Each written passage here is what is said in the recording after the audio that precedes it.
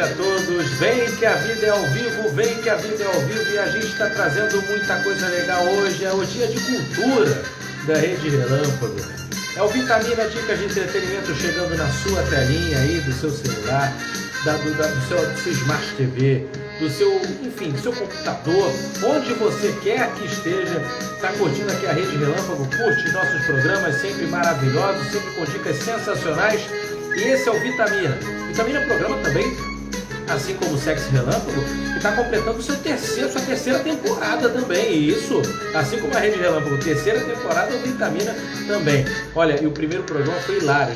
Literalmente um liquidificador aqui para poder embaralhar, para poder fazer essa mistura cultural aqui na telinha do seu Instagram.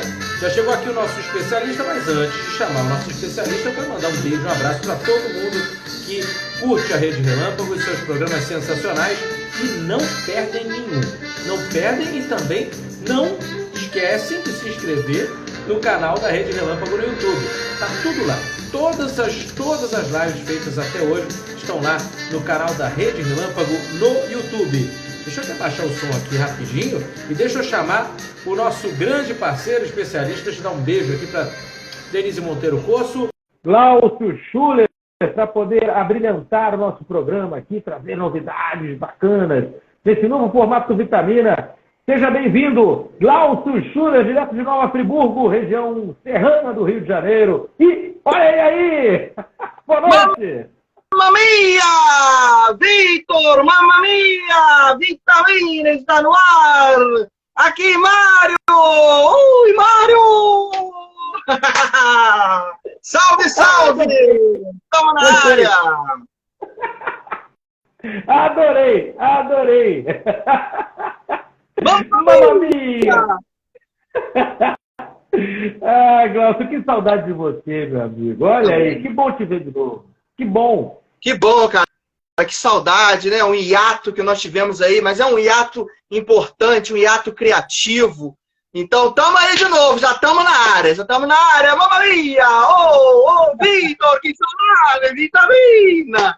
Tudo para o lançamento do filme sensacional do Super Mario. Já a gente vai falar. Ô, Glaucio, quer mandar um beijo, um abraço para alguém? E aí, pô, caramba, saudade de você, da galera toda que entrando aqui na live, que gosta de você também. A minha irmã, Denise, Daniele Poço, o meu cunhado, Fernando Ribeiro, beijo para ele também, para Cíntia Oliveira, para Aguinaldo Alemão, todo mundo que gosta do Vitamina.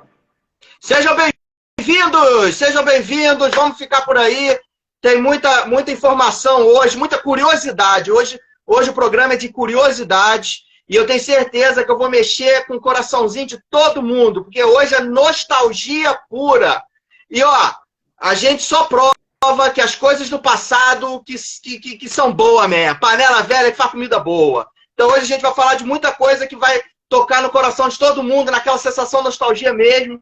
Vai ser muito legal, muito divertido. E tamo aí, Luiz, Mário!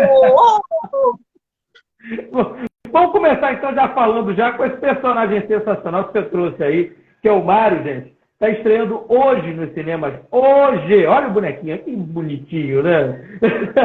Está estreando hoje nos cinemas o filme de animação Super Mario Bros. Vocês lembram desse filme? Lembram do filme? Lembram do personagem? Está aqui, ó. O Glaucio está vestido. Trouxe aqui o bonequinho também, tá aí para ilustrar. Já joguei muito no videogame também. Um game sensacional, lendário, de muito tempo. E aí, Glaucio, o que você tem para trazer para a gente sobre essa animação? Conta pra gente essa estreia hoje. Estreia hoje, já assisti já na pré-estreia. Cara, que animação legal, super indico pra família toda. Ela foi feita assim, tanto para os fãs que jogaram Super Mario nos anos 80, anos 90, anos 2000, como para as pessoas que nunca jogaram Mario, só viram falar, é igual bacalhau, só nunca vi, só ouvi falar. Conhece o Mario assim, de ouvir mesmo, de ver e tal, mas nunca teve aquela sensação que a gente teve de jogar, né? Então, assim, é uma animação que tem toda essa nostalgia, traz referências de todos, não digo todos os jogos, porque Mario tem uma franquia enorme, mas, assim, dos grandes jogos, ou seja, a gente vai lembrar de muita coisa quando assiste ali, a gente, nossa, eu lembro disso, tem muita coisinha escondida, detalhezinhos que eu posso até contar aqui sem estragar o filme, que vale a pena para quem é fã de videogame, para quem também não é. Leva seu filho, é assim, programação para família, sabe? Então, a animação muito legal. Ao mesmo tempo que ela traz toda essa nostalgia, ela também foi construída nos tempos modernos.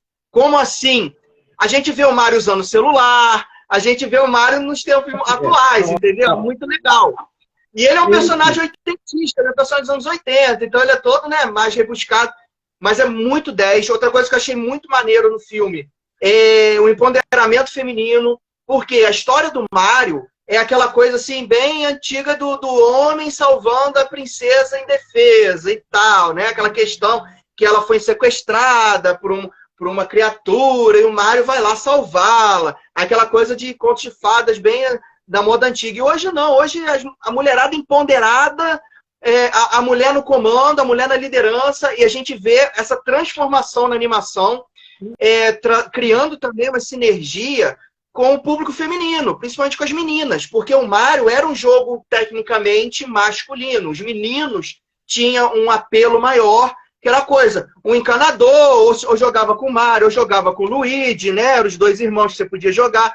Legal que você podia jogar junto, os amigos jogando. Não tinha muito apelo feminino. O apelo feminino que seria era a princesa, mas ela só aparecia no final, né? A princesa Peach.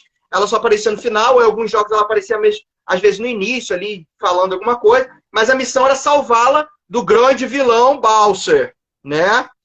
Então, a missão era salvar dele. Mas a gente vê que desde os anos 80 era um jogo tecnicamente masculino. Até mesmo o videogame era um brinquedo tecnicamente masculino, né? Estamos falando dos anos 80, gente. Anos 70, anos 80, tá? Então, assim, aí você vê a evolução da nossa sociedade. Estamos falando em 30 anos, aí evoluímos.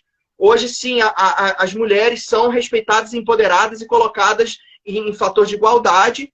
E o desenho, a animação traz isso. Então, o legal da animação, sem estragar, quem treina o Mario é a Princesa Peach. Ela que sabe tudo, que ela que vai treinar o Mario para ele ser o grande herói da história, né? Na verdade, o Mario não precisa salvá-la nessa história, ele tem que salvar o irmão, o Luigi. Eu tô contando coisas que não atrapalham o que está no trailer do filme já, tá, gente? Então, o Luigi, na verdade, os dois são sugados por um cano, eles vão para uma outra dimensão, porque eles são de Nova York. Os dois são de Nova York, eles são encanadores, eles trabalham juntos. Aí eles vão fazer um serviço, aí entram numa outra dimensão. Estamos falando de uma animação infantil, infanto-juvenil. Eles entram numa outra dimensão e o Luigi se perde e cai no território do Bowser. Ele fica preso no Bowser e o Mario tem que descobrir uma maneira de salvar o irmão. Ele vai cair no reino dos cogumelos. Esse aqui é o Toad, que é um personagem mega engraçado na animação. Muito legal esse personagem. Aí, Ellen, olá, Ellen. Aí, ele cai no território lá na terra dos cogumelos, o Mario. E lá quem é a rainha é a Princesa Toad. Ela é uma rainha nesse reino. E ela que vai treinar o Mario para poder salvar o irmão. E ela ajuda a salvar. Nessa toada da animação, você vai passar por todos os jogos mais famosos do Mario. Isso é muito legal. A gente vê, assim, cara, cenas que envolvem o Mario Kart. Cara, assim, quem jogou vai, assim, adorar. E quem não jogou vai querer jogar, sabe? Fala, nossa, o jogo era assim? Era. Então, a animação está nota 10. Uma boa pedida para o cinema. Esse lançamento está lançando hoje em todos os cinemas. Eu assisti já. Estou aqui, ó, dando já um joinha. Quem conhece sabe, estou dando um joinha. E Super Mario é muito legal. E o que eu queria falar é o seguinte. Qual é a importância dessa animação? Essa animação, Mario, está revivendo uma franquia muito forte, né? Principalmente para a nova geração. Por quê? Super Mario é um jogo videogame que ele revolucionou toda essa indústria que existe de videogames hoje. Nossa, como assim? Pois é. Na década de 70, ali no início da década de 80, a indústria de videogames, estão falando da época do telejogo. Você chegou a jogar telejogo? Eu joguei telejogo. Eu ouvi falar de telejogo, mas na época não. É a época do Atari, lá atrás, não? Mais atrás? Antes do Atari tinha o telejogo, que era aquele que era dois tracinhos assim, uma bolinha, que a gente ficava com a bolinha, a bolinha pum, aí batia pum, pum, aí você... Telejogo. Aí você só mexia com 2 negócios assim, ó. Era só 2 negócios para você. Um gira para cá para subir aqui, outro gira para cá. Era um retângulo assim, com 2 rodelas assim, e o jogo telejogo, entendeu?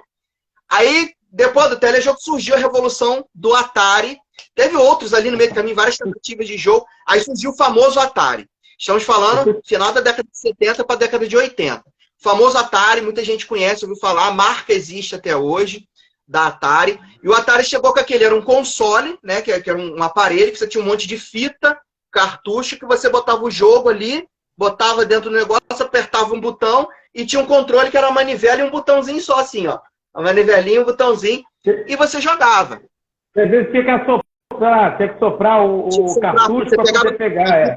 A fita não pegava, você aí soprar. Isso. Chegava no limite da fita ficar tão ruim, né, que você gosta de soprar, que você abria a cachola dela assim, ficava só com a placa de circuito, e colocava a placa de circuito assim, ó. Clicava na placa de circuito assim no videogame. E aí, cara, agora pegou, vamos jogar. E a gente jogava. Que lembrança boa! Olha, tinha alguns jogos que eram assim mesmo. Cara. Era sem a capa. Gente, olha, a fita, ela tinha um suporte. E dentro dela tinha uma placazinha que encaixava direitinho lá no videogame.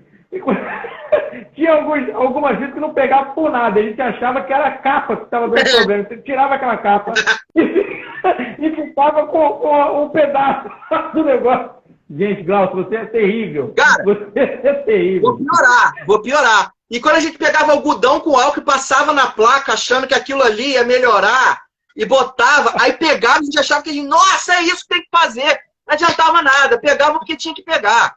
Não tinha essa alteração. Já começava de soprar, não valia de nada. O primo cuspia na fita, vai assim. Pior, cara, porque olha só, a parada de circuito é feita de metal. A gente vai cuspir, vai soprar, vai ser resíduo de água para oxidar aquilo lá. A gente estragava a fita. Mas não, anos 80, a gente andava no porta-mala do Fusca, esquentando a bunda no motor. Então, cara, tudo funcionava, meu irmão. Tudo funcionava. Então, estamos falando do Atari, que a gente botava fita. E como é que era o joguinho do Atari? Ele era, assim, 2 bits, 4 bits, 1 bits. Era bem fraquinho. Que ele era coisa bem pixelada. Pixels. O que é pixel? É esse quadradinho luminoso que às vezes a gente aproximar a tela bem pertinho, a gente vai ver um negocinho azul, vermelho.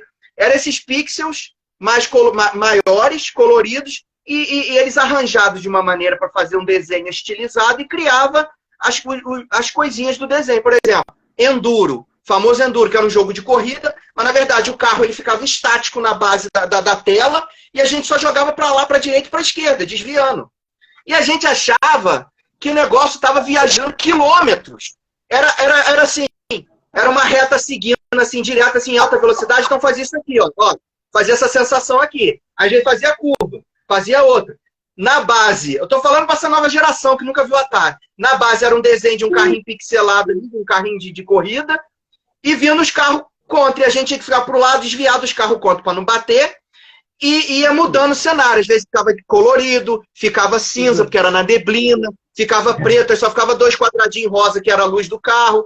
Era genial, cara. Na época, estamos falando final de 1979, 78, foi o surgimento do Atari. No Brasil, o Atari ficou muito famoso metade dos anos 80. 85, 86, 84, por ali. Em 82, quem tinha um Atari era milionário, era ricaço. Em 85 ele já ficou mais popular, o Atari, né? Mas era caríssimo também. Aí tinha o Enduro, o famoso River Raid. Quem não lembra do River Raid? O aviãozinho lá. O Pitfall, que era aquele cara que corria na floresta, tinha que pular a cabecinha do jacaré, tinha que pegar a... Cara, o Pitfall tem uma musiquinha de morte mais maneira que tem, cara. Que é bom, bom, bom, bom, bom. Dava uma dor no coração quando o Pitfall. Olha o Enduro. Aí, ó, o Enduro aí, ó. Olha lá o Enduro. Cara, isso aqui dá vontade de chorar, que isso é muito gostoso. Só quem viveu o Enduro sabe o que é o Atari. Delícia. Cada vez que você passava em casa, o negócio ia ficando mais rápido.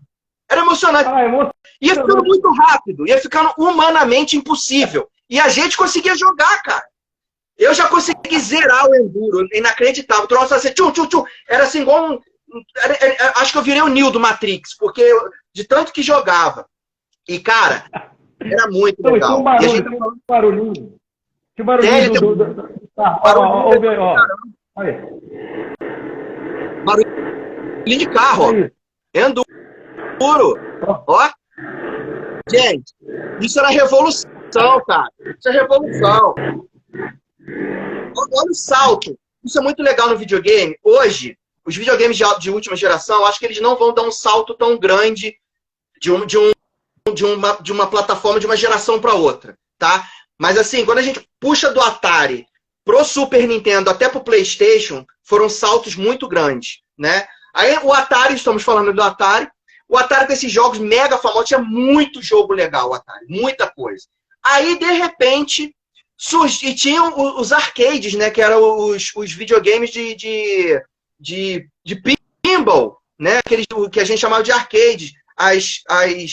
Aqui em Friburgo a gente chama de pinball mesmo. As casas de videogame, né? Que a gente ia na rua jogar. Aquelas máquinas de fliperama. Então, assim, a máquina de fliperama tinha muitos jogos. E em 1981 foi quando surgiu esse carinha aqui numa máquina de fliperama. Só que ele não surgiu com esse formato aqui. Olha como é que esse carinha aqui foi importante para a evolução do videogame. Estamos falando de videogame de pixels, igual o Vitor mostrou ali. Era tudo pixelado, colorido, daquele jeito ali, Enduro, River Raid, Pitfall, Sequest, tinha aquele da galinha atravessar a rua, que era muito legal, que era Freeway, nome do jogo. Tinha Frog, que era um sapinho também atravessando a rua, desviado dos carros. Esses eram os jogos do Atari. O Atari tem uma gama de jogos absurdos. E ele era uma base com controle assim, de manivela e um botão só. E a gente fazia um estrago. Tinha um famoso jogo no Atari chamado Decathlon, que era de Olimpíada, que o bonequinho corrente você tinha que fazer assim no controle, assim, ó. Aí você quebrava vários controles. Eu tinha controles mutantes, que eram um pedaço de um no outro. E a gente foi virando engenheiro, cara, que a gente desmontava esses negócios para fazer funcionar, porque não tinha como comprar outro. Então, assim, é uma época muito gostosa. Foi um tempo muito gostoso, estou falando de anos 80. Então, o Vitor está procurando jogos ali que eu sei. Estou procurando o Decathlon aqui que você falou. O Decathlon realmente era muito bacana. Decathlon era muito legal. Aí surgiu no fliperama o primeiro jogo do Mario, que ele ainda não tinha esse nome de Mario. Olha o Decathlon aí, ó. Era um bonequinho de Olimpíada. Olha o nível que eram os videogames dos anos 80, gente. Era isso aí, ó. Olha lá. Muito legal, cara. Muito legal. Decathlon. Todos os jogos da Atari eram muito legal. Era um momento, né? E eles eram muito coloridos. E cores muito vivas, né? Você vê que eram verde, vermelho, azul. Eram cores muito vivas. Porque era o que dava para fazer nos computadores da época, cara. Né? Já era uma mega revolução fazer isso.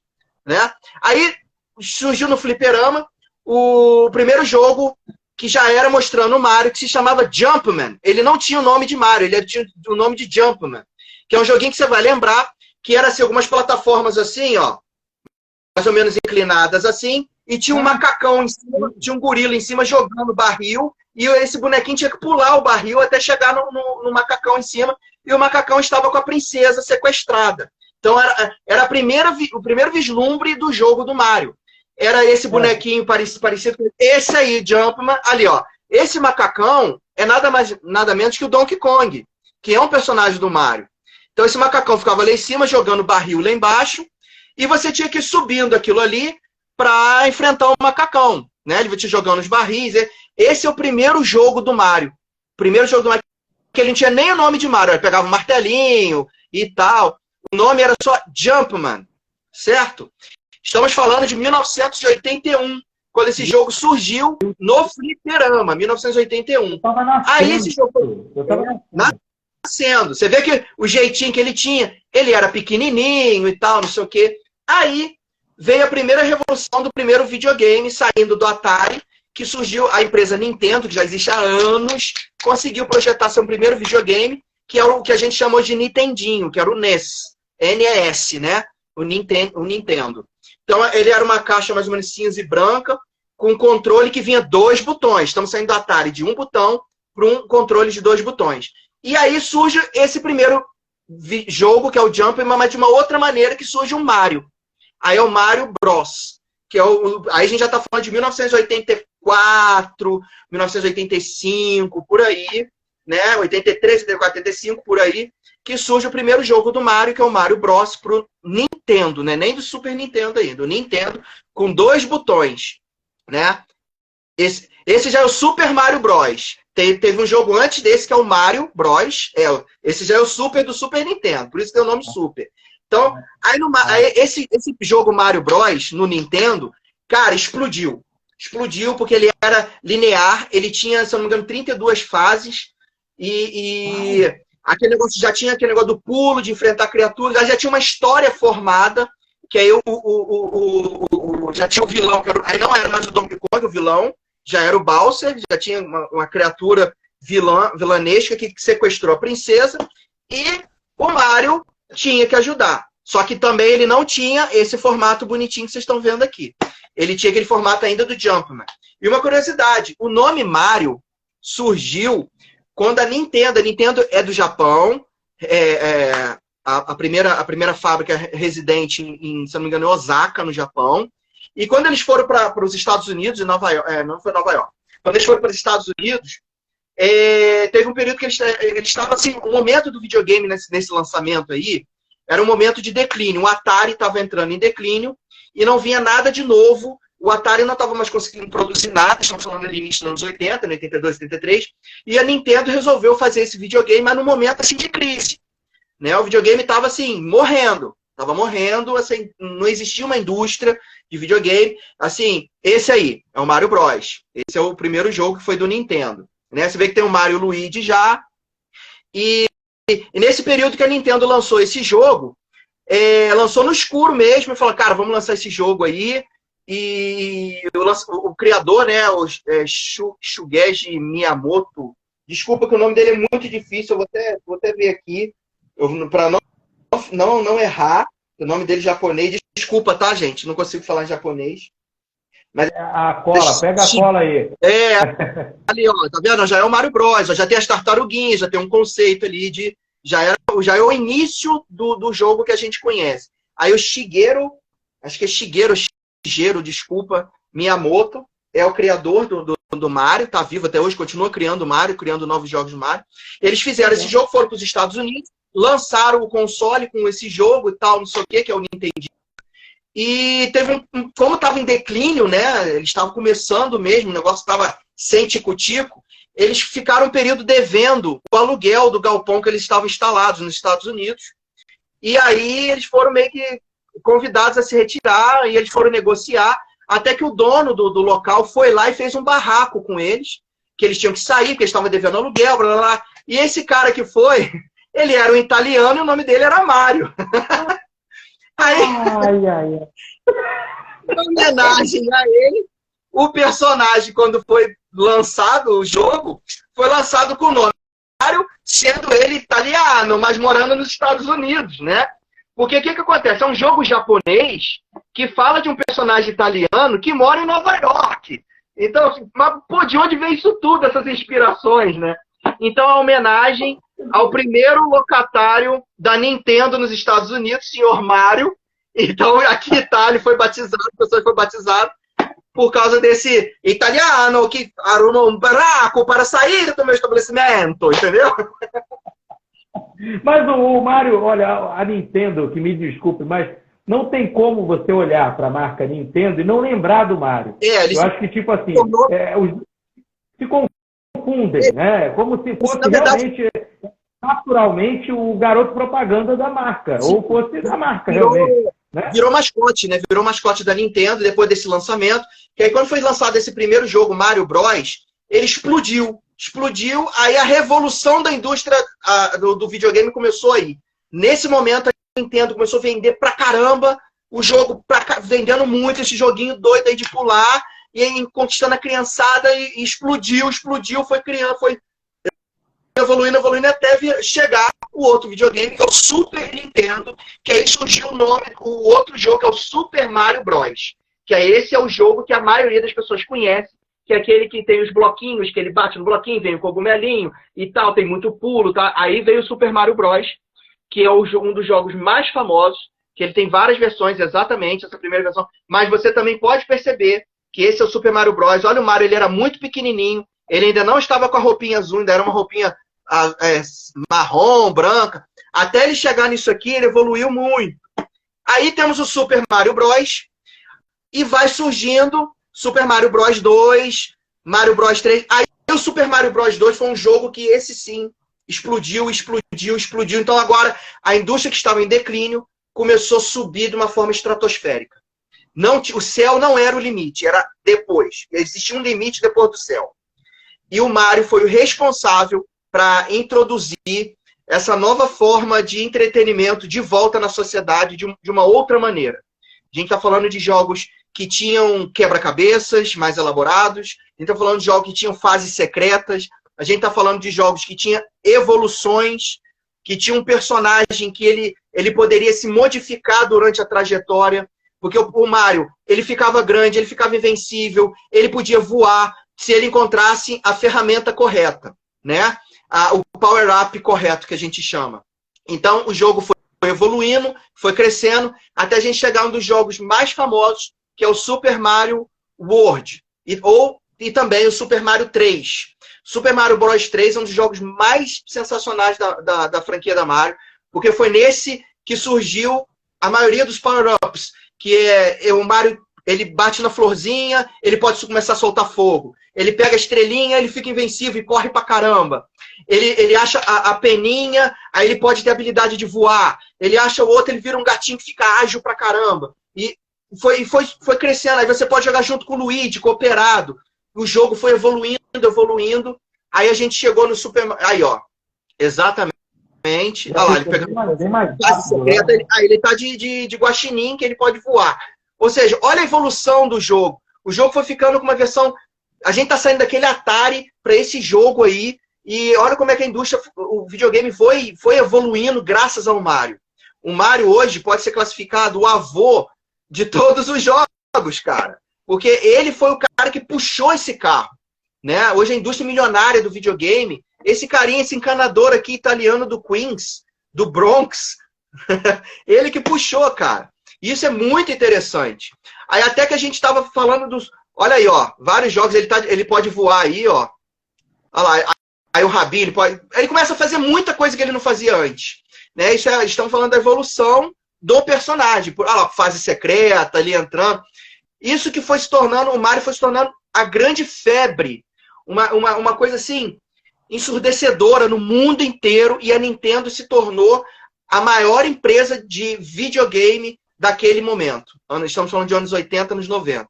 E um dos jogos mais maneiros é exatamente esse Super Mario 3, Mario All-Star, que mexe com todos os Mario, os jogos do Mario, Mario Kart, tô pra ver jogo assim tão sensacional, tão revolucionário quanto o Mario Kart, que é um jogo de corrida com todos os personagens do Mario.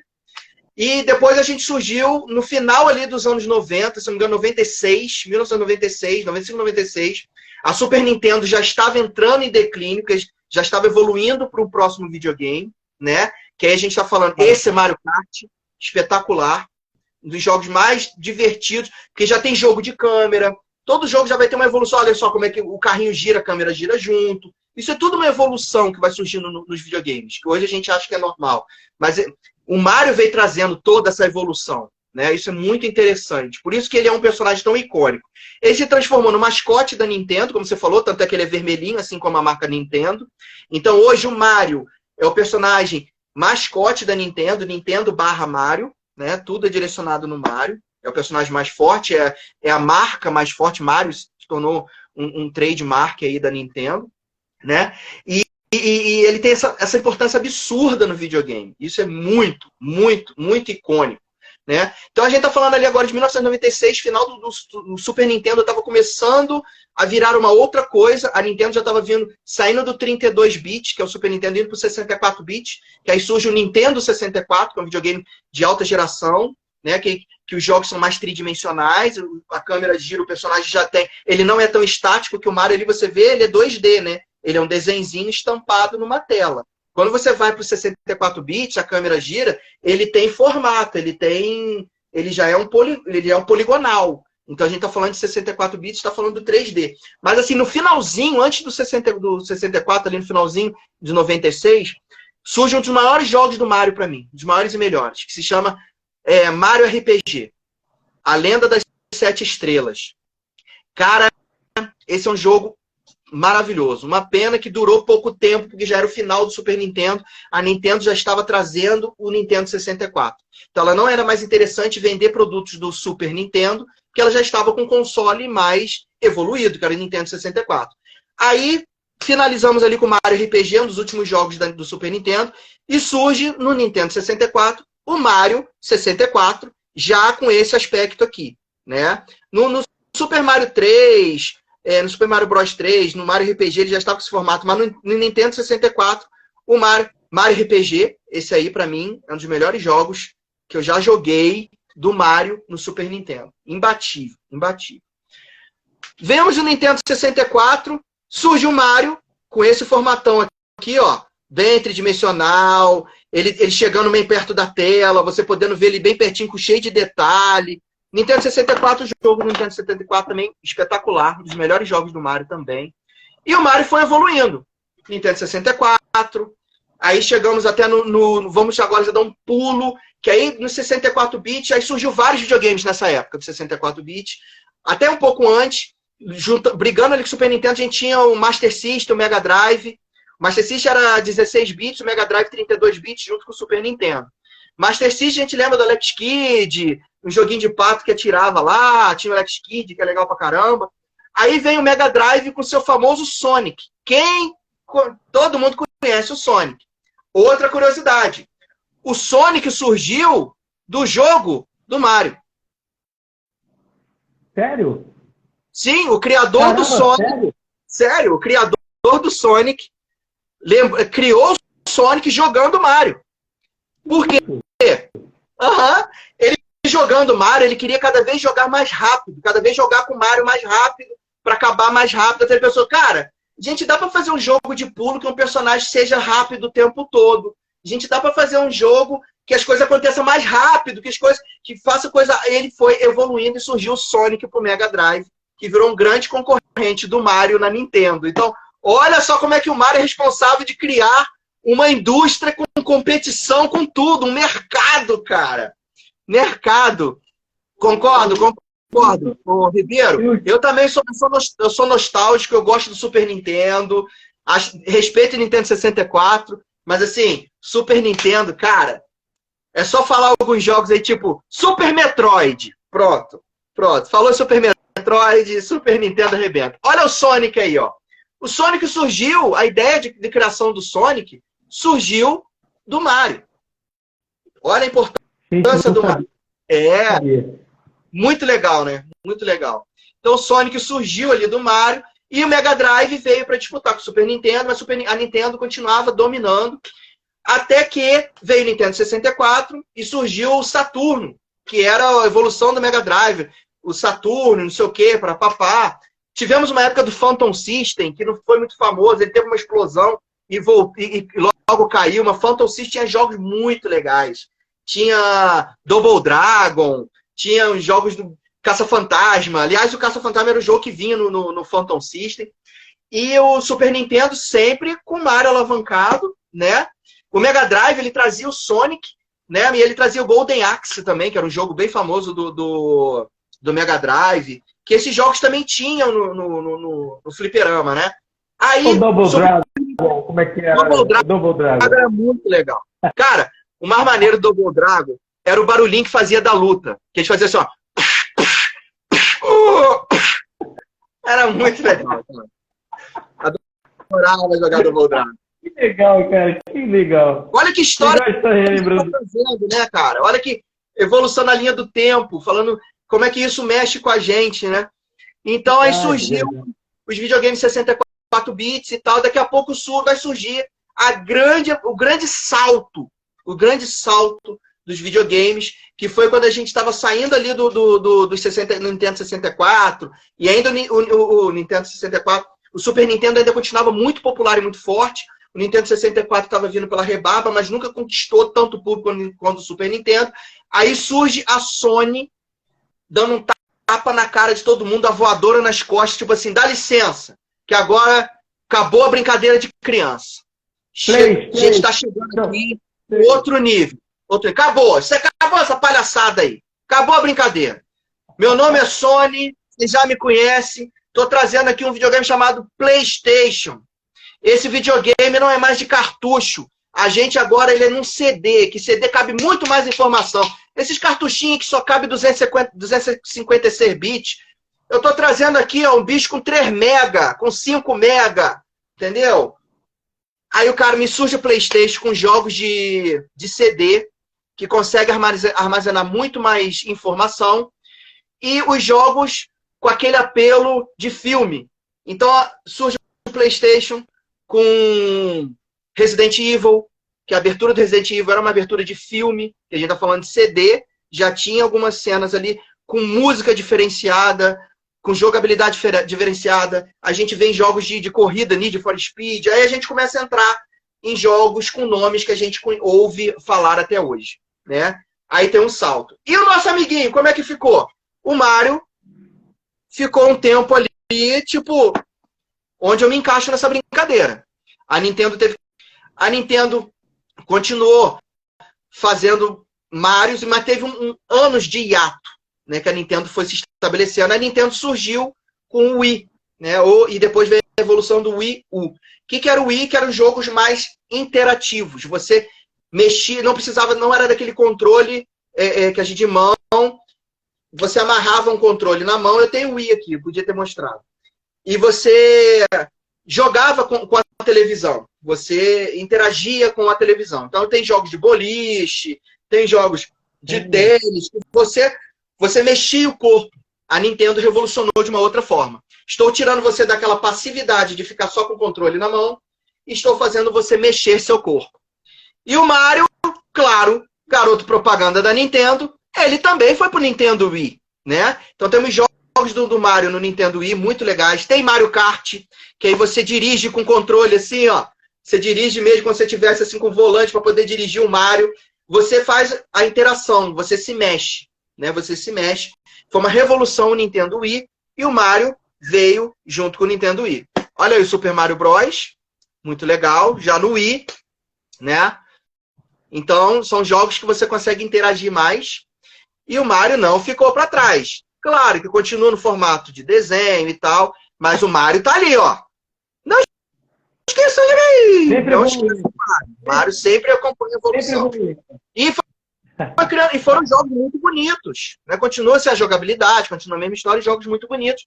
No Nintendo Wii, no Nintendo Wii U, até que os jogos foram evoluindo, o PlayStation pulou para o PlayStation 2, pulou para o PlayStation 3, e a Nintendo vem vindo também. Agora já a gente está falando do PlayStation 5, e a Nintendo existe com o Nintendo Switch, que é o videogame de última geração da Nintendo, com o Mario. Lógico que o Mario está no Nintendo Switch. Um dos melhores jogos atuais do Mario se chama Mario Odyssey, que é o último jogo feito do Mario para a Nintendo Switch. Estamos falando que foi um jogo que foi feito em 2017.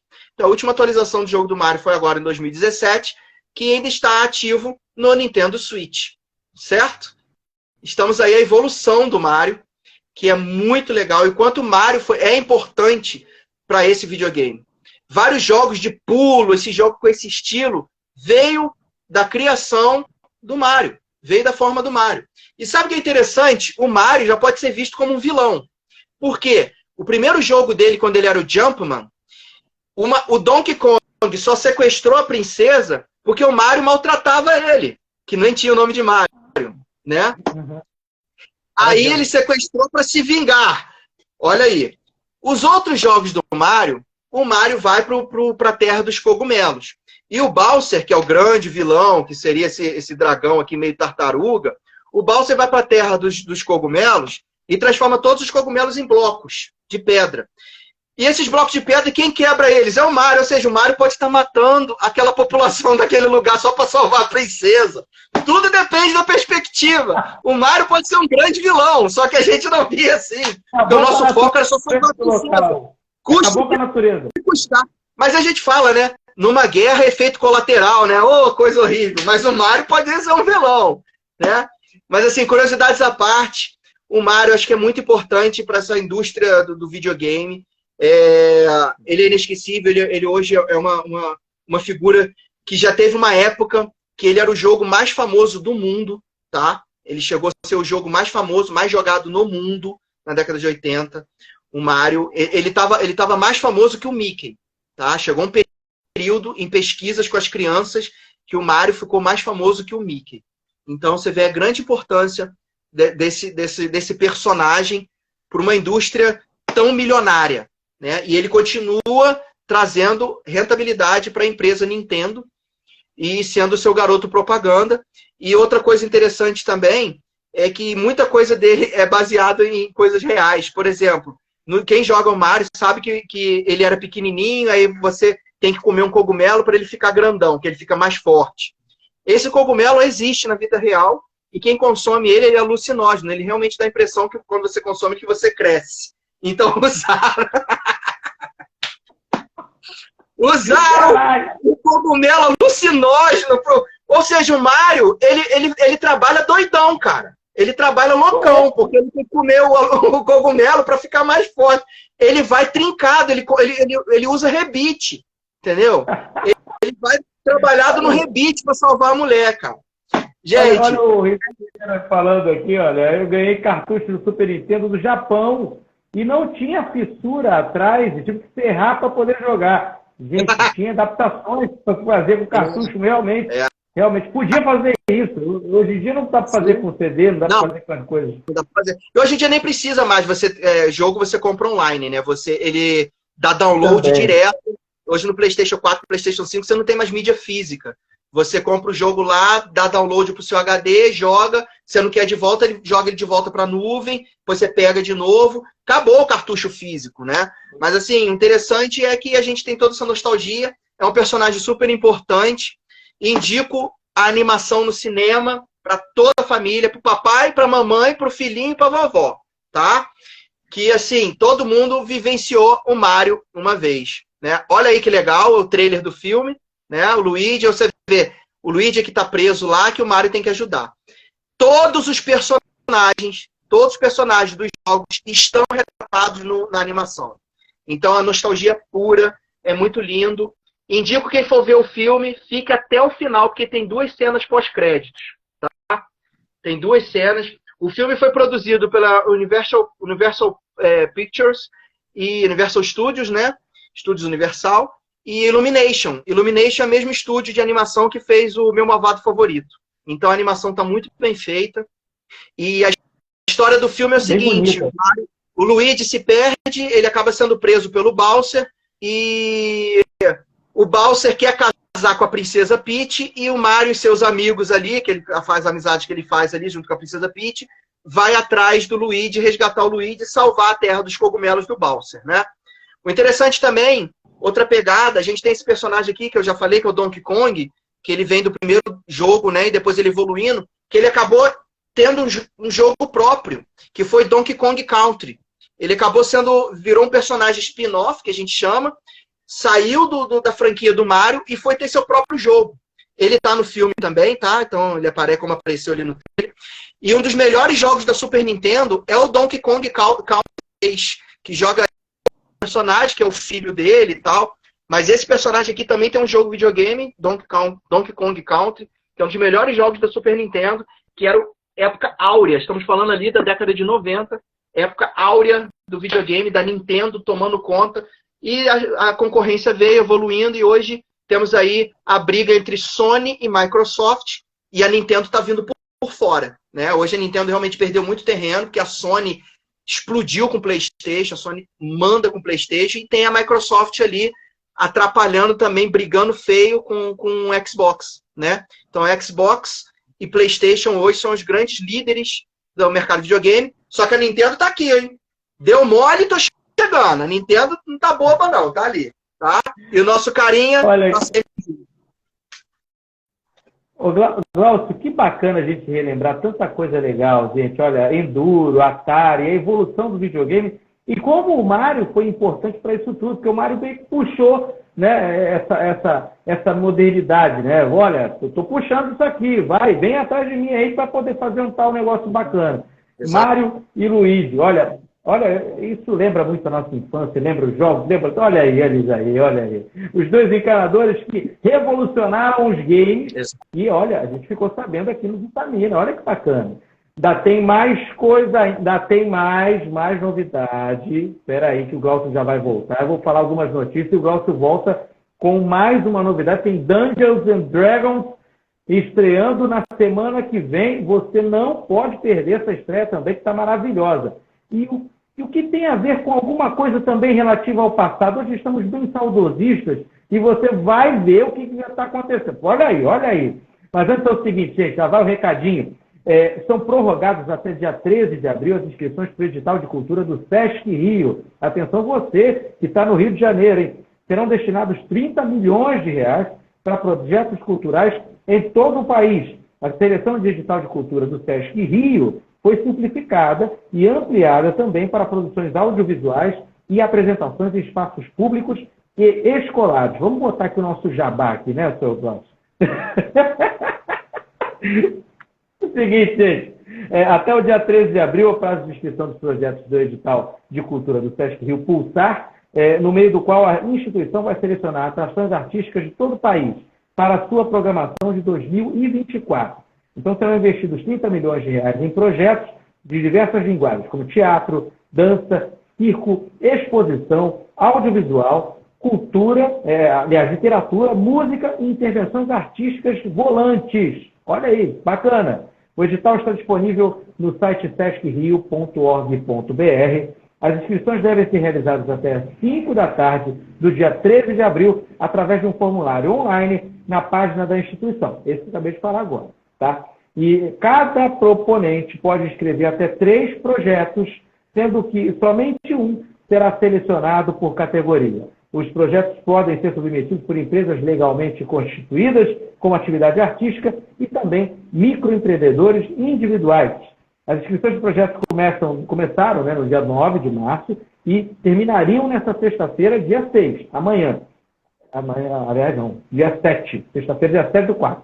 A edição desse ano, uma das novidades é a categoria Produção Audiovisual, que você pode também participar e se destina a recursos de produtores formarem seus roteiros em superproduções. Então, corre lá, site sescrio.org.br, corre lá e faz sua inscrição até o dia 13 de abril para poder participar do Sesc Rio Pulsar. Vai ser bem bacana, bem legal. E o Museu da Manhã, gente, no Rio de Janeiro, lança projetos educativos, né? A formação e troca de saber promovidos nesse primeiro semestre, em parceria com o Instituto Lindo. A instituição lançou o projeto gratuito de formação Arte do Amanhã. É focado em arte e tecnologia, e o percurso Formativos, que é o nome do novo programa de formação do museu, é voltado para professores da rede pública e privada de ensino. Além de outros projetos, claro, como o Inspira Ciência, o Arte da Manhã, o Futuro Ancestral e muitos outros. Olha, bem bacana. Você pode ver, pode conferir lá no site do BOL, bol.ol.com.br/Museu do Amanhã. Lá tem notícias sobre o museu e esses grandes projetos também que estão abertos por lá. Olha aí, essas são as notícias culturais mais relevantes do momento. Participe do Sesc Rio Pulsar e também os projetos Inspira Ciência, Cultura Ancestral e Arte do Amanhã, lá do Museu do Amanhã, no Rio de Janeiro. Está aberto lá, tá, inscrições abertas. Vai lá, ouça seu projeto. Bom, o Glaucio Schuller traz outra grande novidade também, que é a semana que vem, gente, vai estrear um filme que vai fazer você relembrar de muita coisa também do passado. O mega lançamento Dungeons and Dragons, um filme baseado nos jogos de RPG. Isso.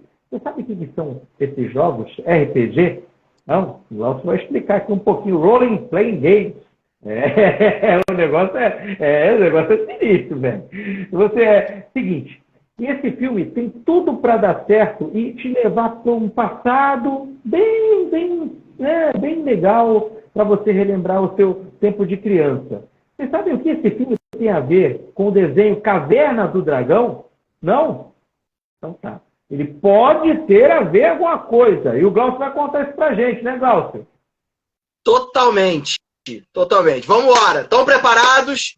O que esse filme Dungeons and Dragons tem a ver com aquele desenho da nossa época nos 80, Caverna do Dragão? Tudo a ver.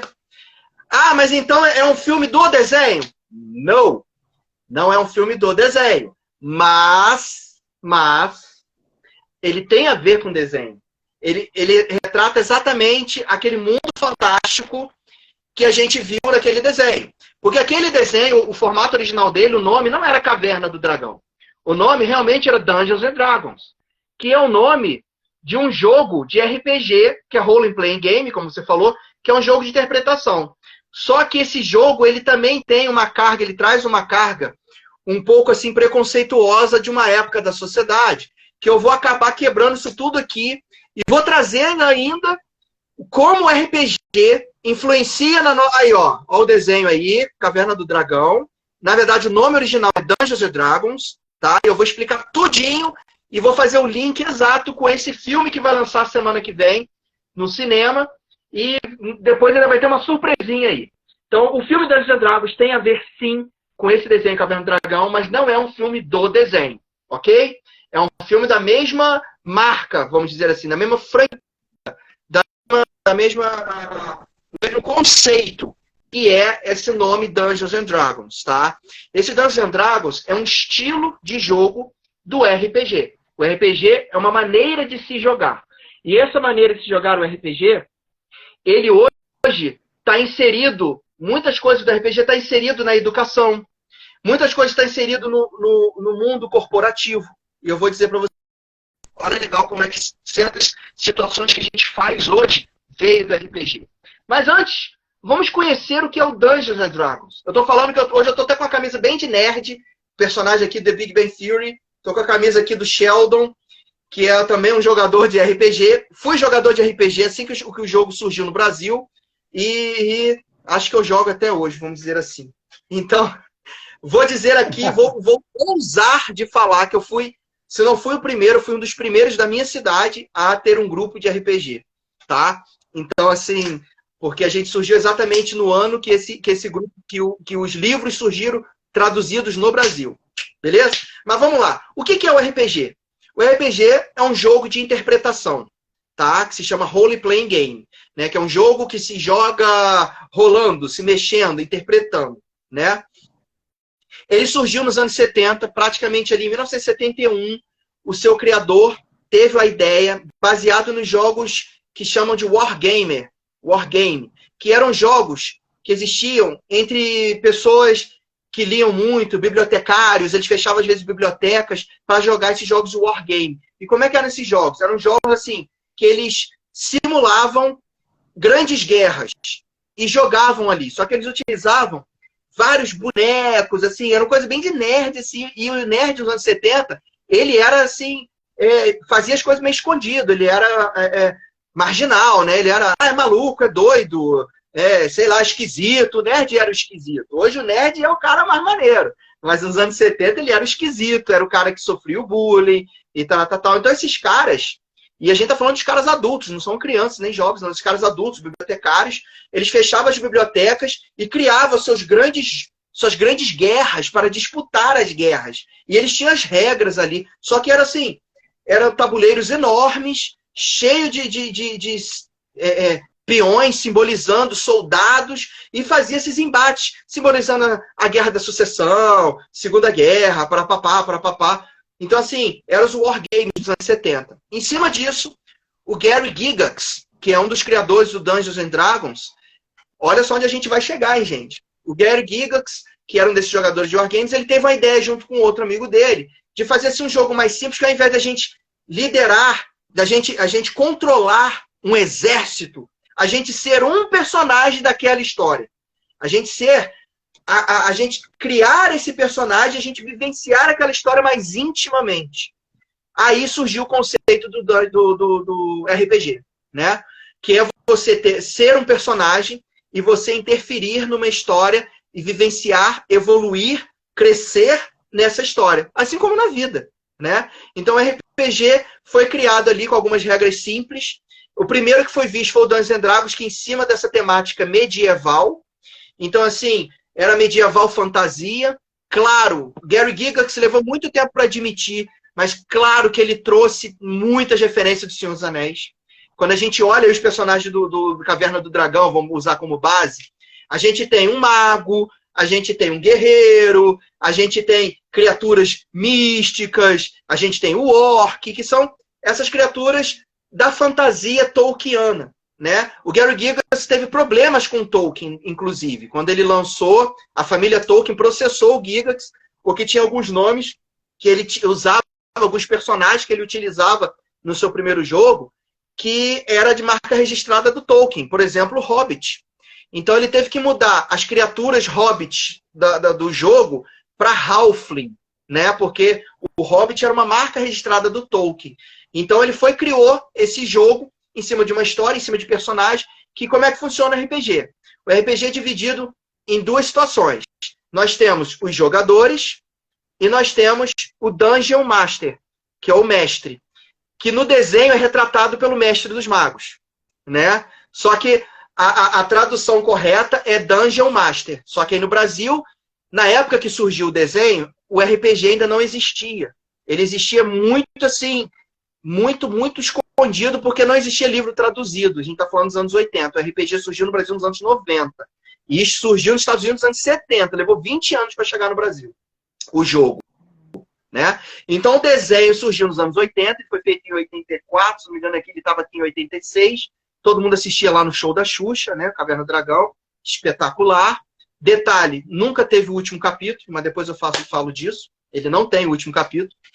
E, então, o Gary Gygax, nos anos 70, em 74, propriamente dito, ele surgiu com Dungeons and Dragons, o primeiro formato do jogo de RPG, que quando você escolheria um personagem, você seria aquele personagem, e você participaria de uma história com seu personagem e evoluir nessa história, e evoluir seu personagem, crescer, lutar, viver aquelas emoções sendo personagem e interferir na história.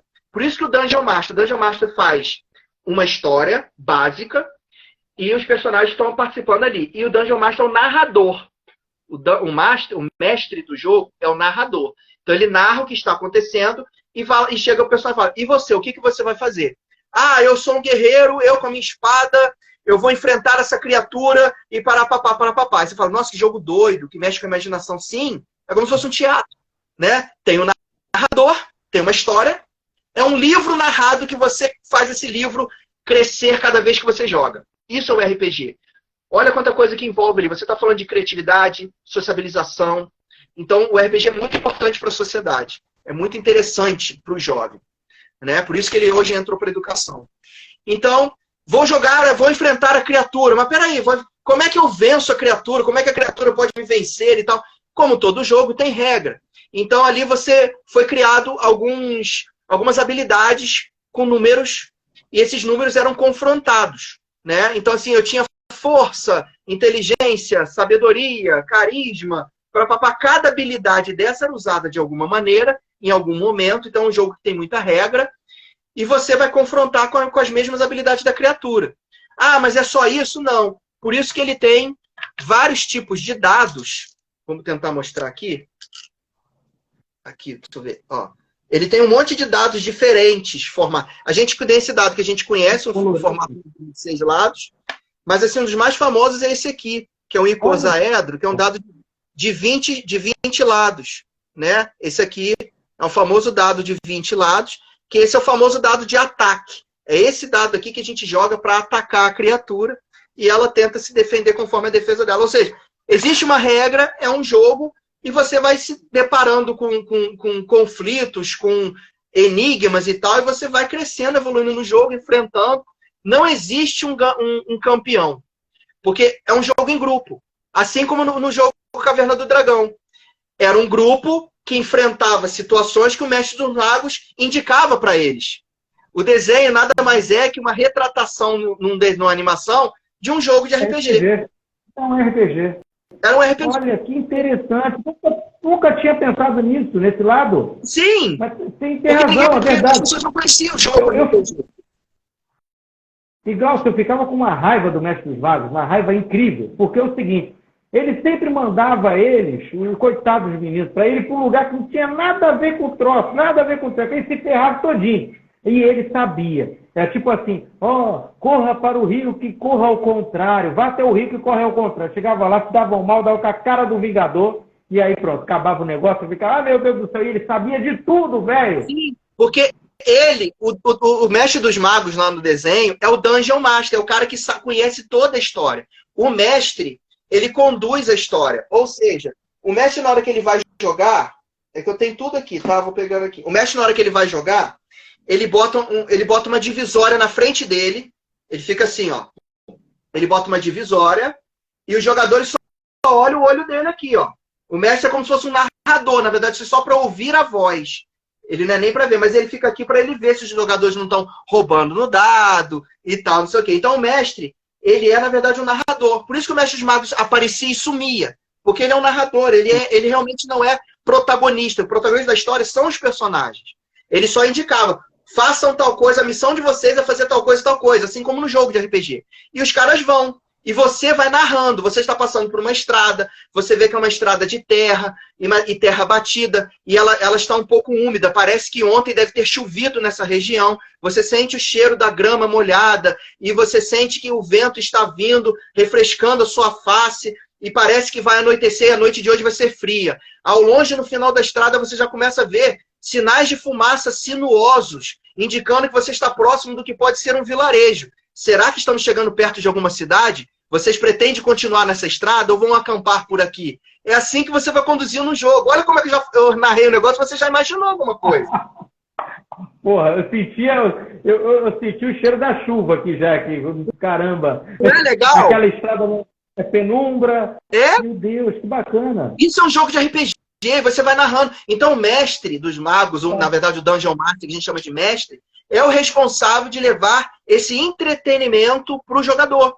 E o jogador vai decidir, não, vamos avançando, vamos até essa cidade. E os jogadores, cada um interpreta um personagem. Você escolhe um personagem. Tem livros que eu vou mostrar que indicam qual personagem que você quer. Cada habilidade, um é mais forte, um é mais inteligente, um é mais carismático. Então, cada personagem tem um estilo que em determinada situação vai ser usado, né? Numa batalha, eu vou botar o cara mais forte para brigar. Quem é mais inteligente fica aqui montando estratégia. Ou quem é mais inteligente é o cara que solta magia, mas não tem muita magia por dia.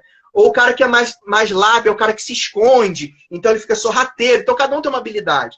E os jogadores vão narrando essas habilidades junto com o mestre que vai narrando. E chega um momento, como você vai jogar RPG, que você interpreta o personagem. Eu já joguei com um amigo, tipo, o cara, ele era um anão, ele falou, não, eu escolhi um anão, um guerreiro, não sei o quê. Ele falou, eu sou um anão! E ele falava, e a diversão. Ele interpretava, porque o role-playing game é um jogo de interpretação.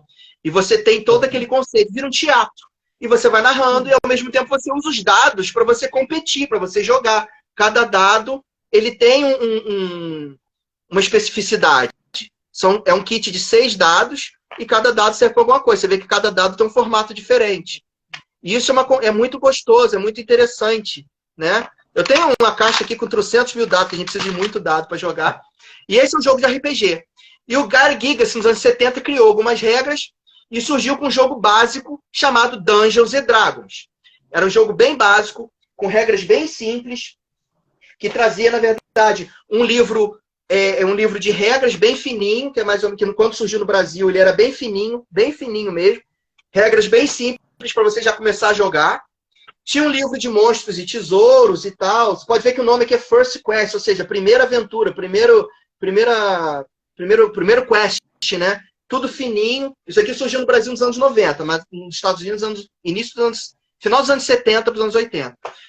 Até que o jogo as pessoas foram jogando, as regras foram tendo que ficar mais encorpadas. Foram sendo evoluídas, até virar 3 grandes livros para se jogar, que aí, tipo, para o cara ser mestre, o livro chegou nessa grossura aqui, ó. Mais ou menos 300 e poucas páginas. Que aqui tem todas as regras que o mestre precisa.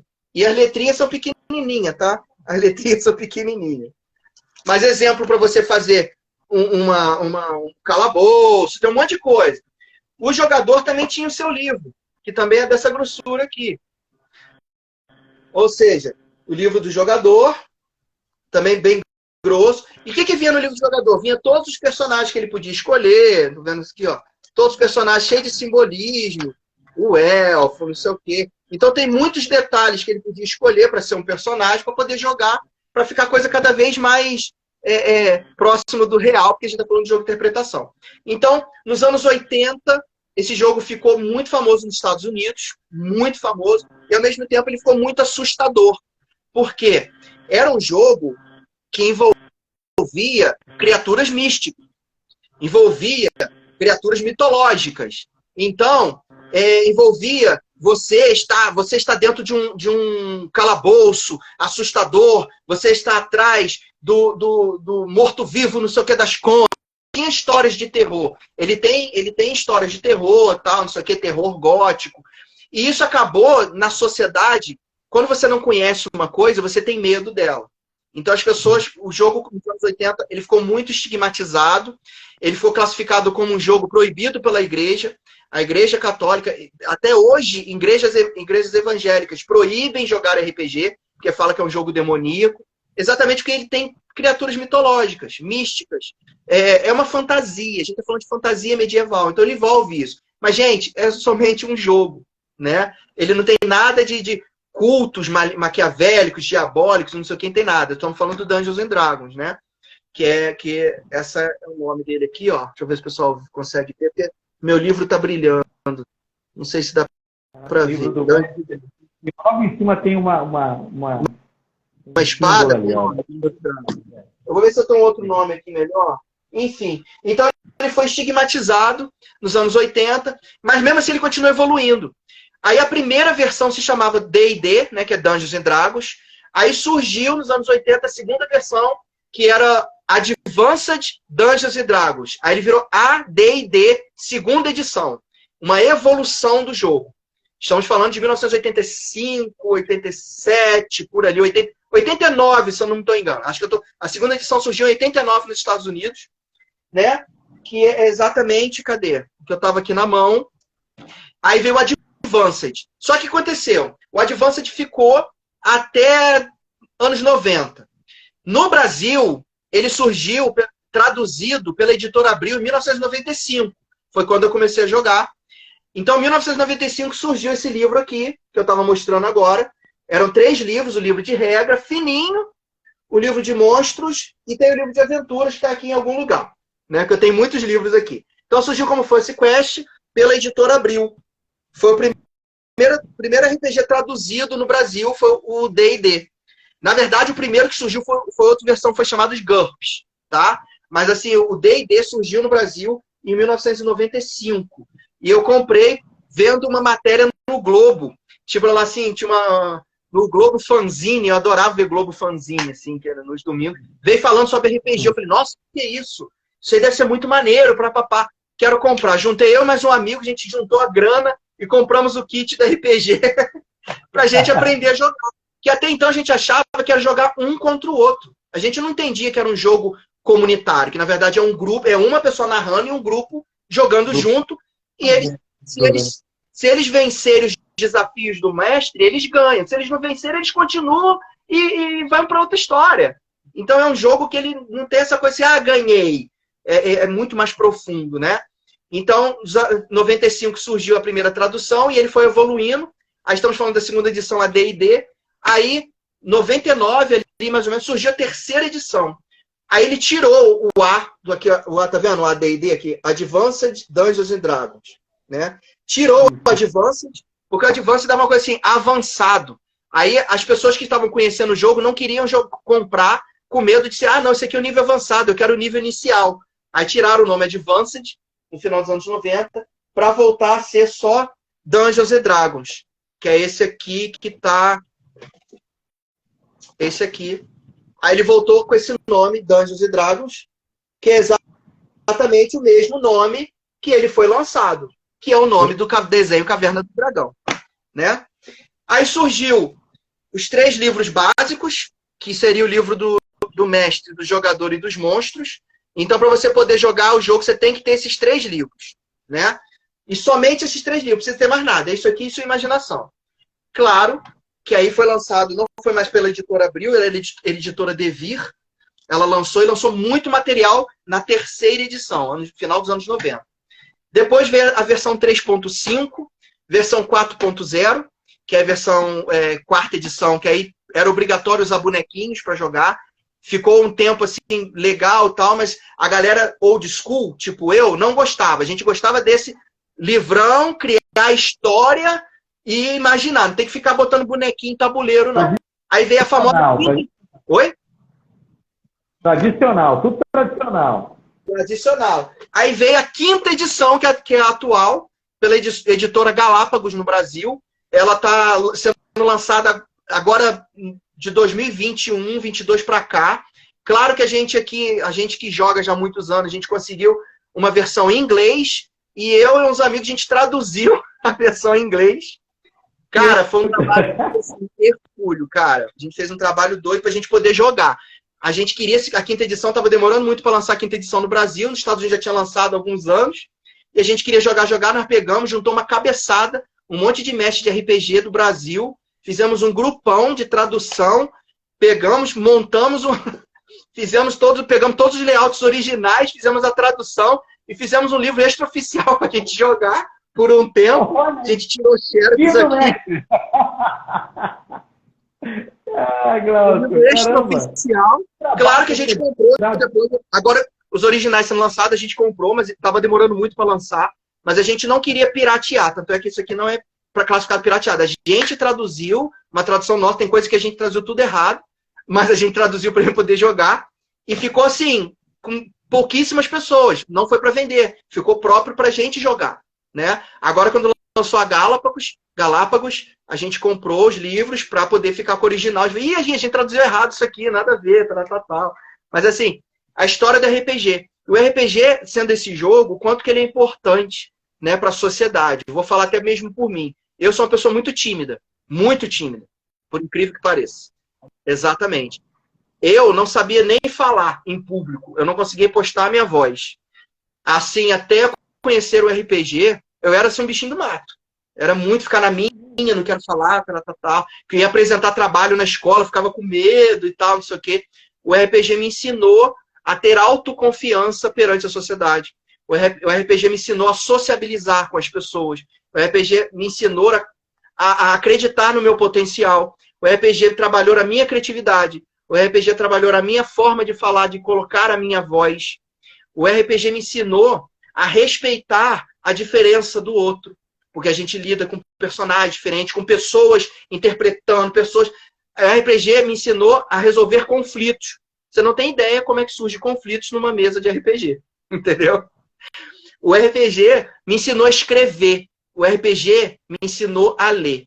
Porque ele nos obriga a ler muito. Quando a gente pega um livro de regra para poder jogar, olha a grossura que é um livro desse. O livro desse tem em torno aqui de, sei lá, 260, 300 páginas, com letrinhas absurdamente pequenas. Olha aí. Ele motiva você a ler, ele te ensina a ler. E eu comecei a multiplicar isso para todos os grupos de colegas. Eu jogo RPG desde 95, jogo praticamente até hoje. Né? Ah, Glaucio, tá velho, isso aqui. O cara que criou o RPG, ele joga até hoje, que é o Gary Gygax, ele tá com 70 e blau. Ele joga até hoje. Então, é um preconceito, existe muito preconceito ainda. Né? E o RPG, ele além de mudar a pessoa, dele te ensinar muita coisa, ele também ensina muita coisa para a própria sociedade. Quer ver um exemplo? Hoje na educação falam muito de gamificação. Vamos gamificar a educação. Ou seja, o que é gamificar? Levar jogos lúdicos, levar jogos interativos para educar as crianças, para atrair as crianças para o conhecimento. Essa gamificação, esse conceito de gamificação veio do RPG. Você pega um texto, você desmembra esse texto e transforma esse texto num jogo. Exatamente o RPG. No RPG a gente escreve uma história e cria maneiras de jogar, de interagir dentro dessa história. O RPG está situações de hierarquia, situações de hierarquia em relação ao mestre, por exemplo. Né? O mestre mandou, você tem que desenvolver por ali. E o mestre, a questão é que o mestre não é questão que o mestre manda, né? O mestre é o único que sabe. O mestre é como se fosse o narrador daquela história que você é o personagem, né? Ele te orienta. O mestre não é um vilão também. O mestre, porque ele te dá prêmio, ele te coloca em desafios, que ele coloca em desafio que você pode resolver. Então você tem que parar para pensar para resolver. Então o RPG como pessoa mexeu comigo, porque eu sempre fui o mestre. O pessoal lá dos meus amigos, não, você que vai ser o mestre, lê isso tudo aí, depois explica pra gente, vai criando aí. Eu fui tendo que evoluindo, então me ajudou e eles foram evoluindo também. Então, assim, muito legal. Eu jogo com a maioria dos que jogam comigo desde os anos 90, são os mesmos caras, todo mundo barba velha, barba branca. Então, assim, é muito divertido como a gente cresceu junto e como é que o RPG ele tem esse poder de consolidar a amizade, ele de respeito. É muita coisa que envolve o RPG, né? Para ele ser marginalizado como ele ainda é, até em algumas culturas, né? As pessoas não conhecem, né? Não falta informação. O RPG também, ele hoje está no mundo corporativo, num conceito que a gente chama de storyteller, ou storytelling, né? Como queiram chamar, que é contar uma história. Você, às vezes, vai apresentar um produto, esse produto ganha muito mais força se você tiver uma história de fundo desse produto, tiver um background, que a gente chama no RPG. Quando eu crio um personagem, eu crio uma história passada do meu personagem. Eu crio um background para ele ficar cada vez mais coeso, cada vez mais assim distinto, cada vez mais interessante. Então esse conceito do RPG do background foi levado hoje para o mercado corporativo. Tanto para prestar um serviço, para apresentar um projeto, para apresentar um produto novo. As pessoas hoje contam uma história, porque você mexe com o emocional do seu cliente. Você mexe com a questão de criar uma palavra que vem muito, que é o engajamento. Eu crio engajamento quando eu te chamo atenção, quando eu crio o seu interesse. E quando eu crio esse interesse é quando eu conto uma história que te interessa. E é exatamente esse conceito de storyteller que veio do RPG. Eu conto uma história para deixar você motivado, interessado a fazer aquilo ou consumir aquilo, né? Vou lançar um produto novo, sei lá, vou pegar aqui até um produto aqui da minha esposa aqui, ó. Vou lançar esse produto aqui, ó. Água micelar, solution, não sei o quê. Essa água micelar aqui, ela tem tudo a ver com a nossa empresa. Ela tem esse conceito azul, que foi exatamente do nosso criador, que ele sempre gostou da cor azul. E essa água micelar, ele acabou descobrindo um dia essa água que ela era tão importante passar no rosto para poder tirar maquiagem. E a partir dali ele foi estudando junto com a sua família. Você começa a criar um conceito de interesse num produto, né? Que é diferente de falar assim, essa água micelar serve para você tirar maquiagem. Quando você conta uma história, quando você cria um envolvimento, aquilo fica muito mais interessante. Então esse conceito de storyteller veio exatamente do RPG. Então o RPG é um estilo de jogo, é um estilo de entretenimento, um estilo de diversão, que ele vai muito além da diversão. Vai muito além. Ele modifica as pessoas para o bem. Ah, mas aí tem a história, como já aconteceu no Brasil, aconteceu fora. O menino se matou porque ele estava jogando RPG, aí ele viu um ritual que tinha no livro, e ele quis imitar aquele livro e se matou. Calma. Aí tem muita coisa envolvida, né? É a mesma coisa que você falar que o cara viu o filme do Batman e o filme motivou ele a pegar uma submetralhadora, entrar no cinema e atirar em todo mundo, né? Então, tem muita coisa envolvida. Ah, mas se ele não visse, será que ele faria? Não sei. Às vezes sim. Será que se ele não jogasse, às vezes ele faria? Não sei. Às vezes sim. Às vezes o jogo pode ter acionado um gatilho, mas o jogo não te ensina isso, né? Às vezes o filme pode ter acionado um gatilho no cara, mas o filme não foi feito para isso, certo? Como teve um caso aqui em Minas Gerais, na época até que eu jogava, a gente até jogava escondido nessa época. A gente teve que jogar escondido, estou falando de 1997 ou 98, teve um caso de uma menina em Minas Gerais, uma menina ou menino, se não me engano, que ela foi torturada pelos amigos porque eles estavam fazendo um ritual satânico que eles viram num outro RPG que se chama Vampiro. Tem vários temas, né? O RPG tem o Dungeons and Dragons, que é o medieval, tem o GURPS, que é um estilo que pode fazer de tudo, super-herói, pode fazer não sei o quê. E tem o Vampiro, que é um estilo de terror. Só tem história de terror, história gótica e tal. Os personagens são vampiros, eles lutam com outros vampiros. Tá? Cara, cada um na sua, existe esse estilo. Aí eles para você virar um vampiro de verdade, ele vai fazer esse negócio com você. O jogo não ensinou, não mandou ele fazer aquilo ali. A loucura, a psicopatia estava dentro da pessoa. Pode ter acionado o gatilho? Pode. Mas esse gatilho pode ter vindo... Às vezes ele ia ver um filme do Zé do Caixão e acionar o mesmo gatilho. Né? Então, uma coisa... Não necessariamente veio porque jogou RPG, veio esse gatilho, não. Não tem nada a ver. Claro. Exatamente. Então, isso é muito delicado, né? A pessoa falar que aquilo ali ensina. E, tipo assim, o RPG veio evoluindo muito. Eu tenho trocentos livros, botei todos aqui, claro que eu não vou mostrar. Esse aqui é um dos primeiros livros, quando o Gygax criou. Ele, na verdade, não é um livro, o livro não tem nenhuma escrita, praticamente. Ele só tem figuras, para ele ajudar na sua imaginação na hora de você criar uma história. Até que tem figura de terror, tem figuras mágicas aqui, ó um vampiro aqui, tem figuras... que a gente tá falando de mitologia, tem dragão, e não sei o quê. É para te ajudar a criar a história. Esse é o mundo do RPG, tanto é que chama o mundo da magia e tal. Mas a gente tá falando de fantasia fantástica. Anos 80 teve tanto filme de fantasia fantástica. Nós tivemos aí História Sem Fim. A gente teve um filme com o Tom Cruise, que eu não tô lembrando o nome agora. Labirinto, não sei o que lá do Labirinto. Enigma do Labirinto, alguma coisa assim.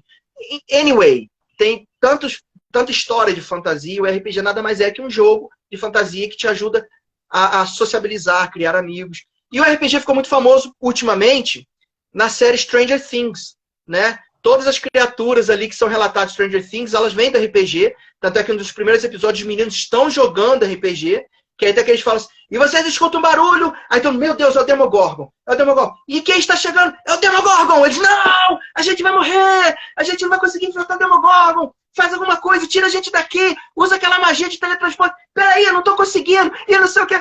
É a criançada jogando RPG. O RPG ficou muito famoso no Stranger Things e tá vendo com muita força. Aí chegamos no filme que vai lançar semana que vem, dia 13, Dungeons and Dragons. Dei todo o contexto do RPG pra gente chegar no grande filme Dungeons and Dragons. Totalmente fantasia medieval. O filme tá, assim, muito bem feito. Eu já vi alguns trailers, já tive a oportunidade de ver. Não quis ver, eu quero ver no lançamento. Tá? Eu já recebi um link gringo para poder ver, não quis, vou esperar o lançamento mesmo, quero ver no cinema mesmo, entendeu? Então, assim, é um filme que retrata essa história medieval. Aí você fala, tá, Glaucio, e o Caverna do Dragão? Caverna do Dragão, como eu falei, foi um desenho, uma animação feita nos anos 80, que o nome original é Dungeons and Dragons, então é baseado em um jogo de RPG, tanto é que tem o Mestre dos Magos, que é o Dungeon Master, os personagens, etc e tal. E ele foi o primeiro contato do Brasil no Dungeons and Dragons e agora já foi feito um filme depois disso que foi um fracasso e tá vindo esse que vai dar bom. Vai dar bom. E foi feito no filme uma homenagem à Caverna do Dragão. Ou seja, nós veremos de relance os personagens de Caverna do Dragão no filme, tá? Então prepara o coração da nostalgia. Prepara, porque vai ter uma situação, uma cena que os personagens do filme vão se encontrar com os personagens de Caverna do Dragão. Então vai ser muito emocionante pra galera aí da nostalgia entender que tem esse link, que os personagens existem no mundo. Por quê? Todo personagem que a gente cria no mundo do RPG, ele fica lá. Então ele existe de alguma maneira. Entendeu? E isso é muito interessante que eles quiseram colocar ali. Mostrando que aquela história da Caverna do Dragão, eles ainda estão lá dentro do mundo do Dungeons and Dragons. Então eles vão se encontrar de uma forma só de homenagem, que a gente chama que vai ser muito, muito divertido. E é isso, e uma curiosidade também, os personagens têm várias classes, né? A gente fala de guerreiro, mago, bárbaro e tal. E essas classes tem no jogo, no desenho Caverna do Dragão. Tanto é que era o menino bárbaro, a gente tinha a acrobata, a gente tinha o guerreiro, né, que era o Eric, que ficava com aquele escudo que só reclamava. O bárbaro era o Bob, né, que batia no chão com seu tacape. E tinha a Sheila. Não sei se o pessoal vai lembrar que ela botava um capuz e ficava invisível. A classe da Sheila no jogo é ladino. É ladrão que é chamado, ladrão. Mas não é ladrão porque ela rouba. Ladrão de uma forma pejorativa. É porque nos Estados Unidos é rogue, né? É um cara, é como se fosse assim, o cara que se esconde, é o cara que é persuasivo, é o cara que tem um negócio, ele é místico, assim, porque ele se esconde. Ele rouba também, mas ele não é ladrão de uma forma pejorativa. Mas para o desenho no Brasil não podia usar a palavra ladino. Então nunca, só falava assim, Eric, o arqueiro. Não, Hank, o arqueiro. Eric, o guerreiro. Bob, o bárbaro. E Sheila. Não falava a classe da Sheila. Não falava a principal característica, não falava. Não falava a classe dela, não falava que era ladina, porque para as crianças, eu quero ser ladrão, sabe? Para não ficar aquela coisa. Porque no jogo não é uma coisa pejorativa, mas para a sociedade é. Enfim. Então, assim, eu só queria trazer um pouco dessas curiosidades. Eu queria falar tanta coisa, mas não dá tempo. A gente já explodiu aqui, já deu 2 horas de live. E é muito assunto. Não spoiler não, mas a cena bem legal é essa aqui, gente. Na hora do labirinto. Olha lá. Apareceu lá, ó. Alguma coisa aparece nesse momento aí do filme. Pantera. É uma pantera. A gente está mostrando ao vivo. Estou mostrando ao vivo aqui no Vitamina, exclusivamente para o programa Vitamina. Olha aí, uma parte do filme onde tem o Caverna do Dragão muito bem ilustrado.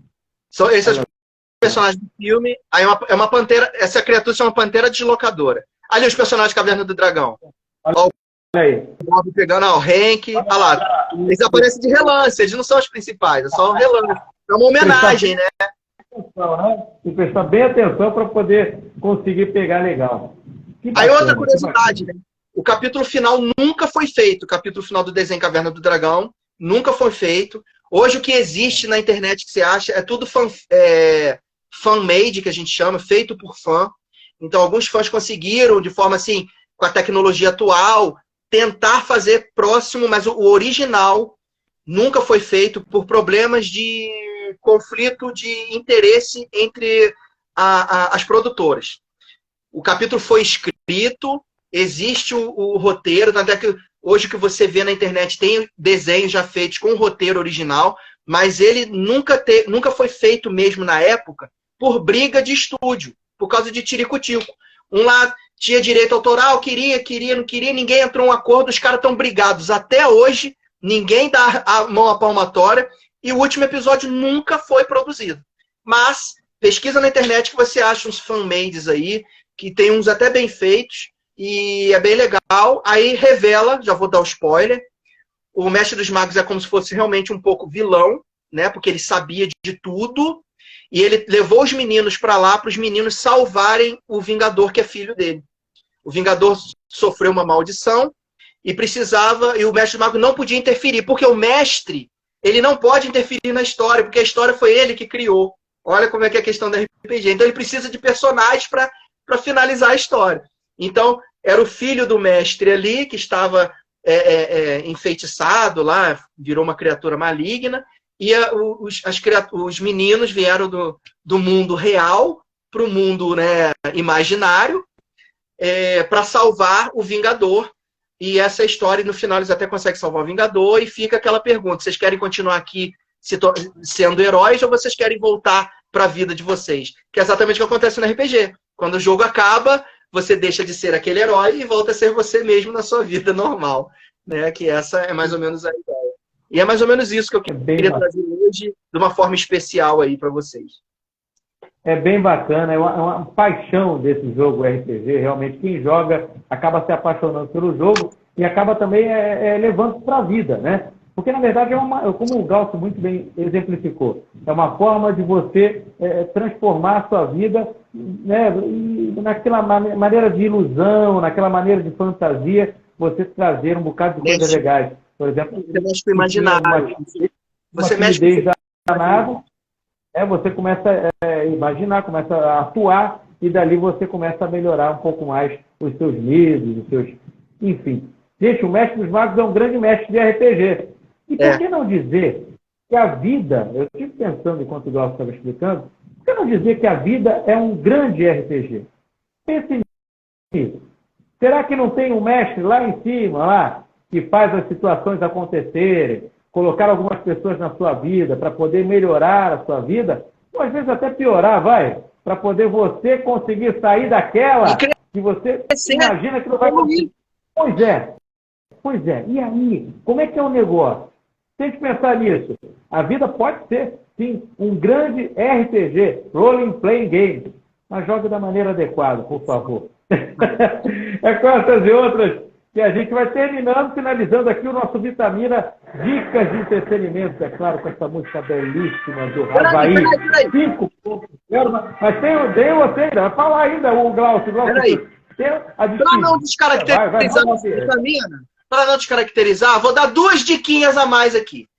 A primeira eu já dei falando do filme Super Mario no cinema. Semana que vem vai ter Dungeons and Dragons.